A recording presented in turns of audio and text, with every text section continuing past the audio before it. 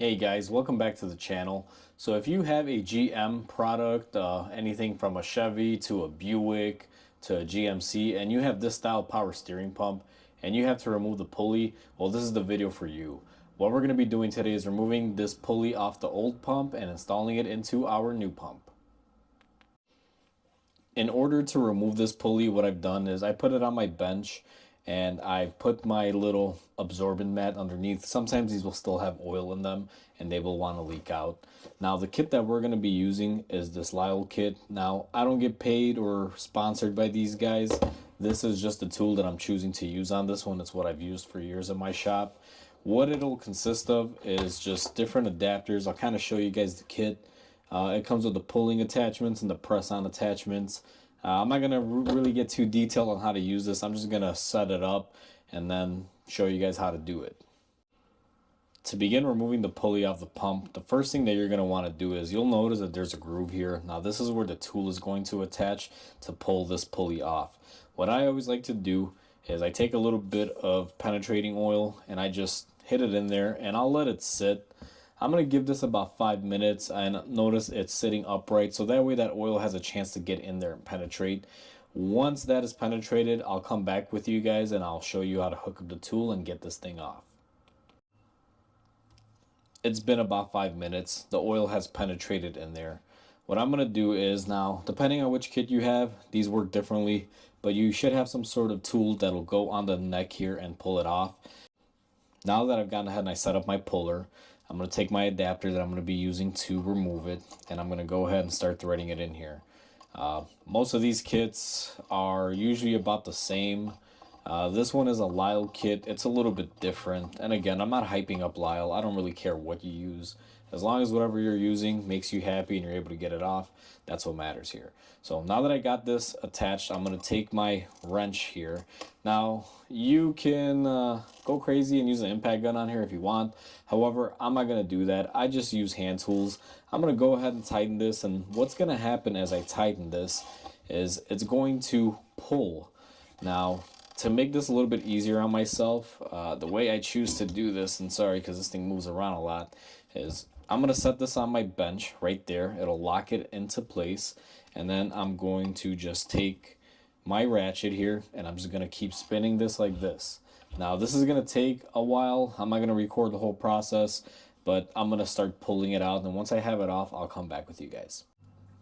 And we're back, guys. I went ahead and I just ratcheted this thing off until it came off. It will be shown to you guys in a time lapse. And then once I get my pulley off, I'm going to go ahead and take my adapter off because we don't need this on here anymore. So let me just rethread it back here. And once we have our pulley, if you guys will notice that it has the lip, this is where we are gripping to pull on it. And it's pretty basic. Now be careful, sometimes these can be a little bit flimsy. I believe they used to make some of them out of plastic, and when you go pulling on them, this collar will break off. But once you have this, you're going to want to take this and just clean it up. I'm going to do this off camera, and then I'm going to take my old pump, get it out of the frame, and I'm going to bring the new pump in. We have our new pump, guys, and we are ready to install it. What we're going to do is I cleaned up my pulley, but you still just want to get, you know, any dirt or anything on it. What I like to do is go inside the bore area here and I clean it up really good because this is where we're going to be pressing onto. And I do the same thing on my new pump. I just clean it up, make sure it's nice and tidy. What I like to do here is I take my old pulley and I'll just put some penetrating oil in that center hole there. I just want to get some lubrication so when we go ahead and press it on, it doesn't fight us or give us any issues. Now, you want to lay your pulley in there. The thing here, guys, and I've seen this happen before, and I worked with people that did this. Some people will take this to the shop press and just try to press this on. Do not do that because behind here, the pump is very weak. It will blow out the shaft through the other side, and it'll basically render your new pump useless. In your kit, you should have some adapters like this. And what you're going to do is you're going to want to find the one that'll fit your car. Now, you got to kind of play a game with these and see which one will fit and thread in there. This one is too long, so I can't use this one. I'm going to need a shorter one. Let me see if we have a shorter one here, which we do. I'm trying to do this in real time, guys, so I apologize if this video comes out a little bit long. This doesn't really take a whole long time to do, but you know, it just varies. So I'm happy with that adapter. That one seems to be holding in there very, very good. Now that we chose the right adapter and I'm happy with it, I had to kind of go off camera and make my tool ready, guys. Again, depending on which tool you have, you'll have a different variation of this. Now, this tool has this little bearing washer combo that you're supposed to put in here. And what you want to do is thread your shaft in here, whatever you're going to be catching onto it. The principle here is when you put that little stubby thing internally in there, it has threads. Now I forgot to show you guys, but the pump shaft itself inside is threaded, and what we did was we went ahead and we put our threaded rod in there, and the shaft is holding it. And then what we're doing is we're putting our tool on the other end of the threads here, and what that's going to do is as we turn it, we're going to be pressing it on. So let me get this tool set up and fastened on here, and I'll be back with you guys once I got it all prepped. So I got my tool fully set up here. What I did was I made sure this was level before I went ahead and kind of tightened it. And the way this tool works is you're going to be tightening this center nut here while holding the top portion into place. Let's see if I got my ratchet correctly set up here. And I apologize for the noise, guys. There's someone outside doing some work, so you guys will probably hear some hammering noises if you do hear them in the video.